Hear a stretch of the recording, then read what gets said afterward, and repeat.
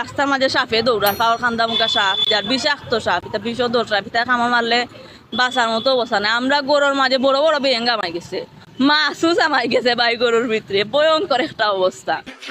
তালই গরু বইন তোর তলে দি কিতা মাইছি বড় বড় বেঙ্গা মাই গেছে, এখন খবর কিতা? খারাপ অবস্থা ভাই, পেটো বেদনায় ধরিয়া অলরেডি আমার। সিলেটে বন্যা হয়েছে, একজন সাংবাদিক বা ইউটিউবার একজন বোনকে জিজ্ঞাসা করছে এখন বর্তমানে পরিস্থিতি কীটা। সে বলছে ঘরের ভিতরে পানি টানি ঢুকতেছে, ব্যাং ট্যাং ঢুকে যেতেছে। এই কথারে ব্যঙ্গ করিয়া সিলেটেরই কিছু অসভ্য আছে, মানে বিয়াদব গুলাজেরা, মানে যেটাকে মানে খুবই বাজেভাবে আসলে এদেরকে বলতে হয়।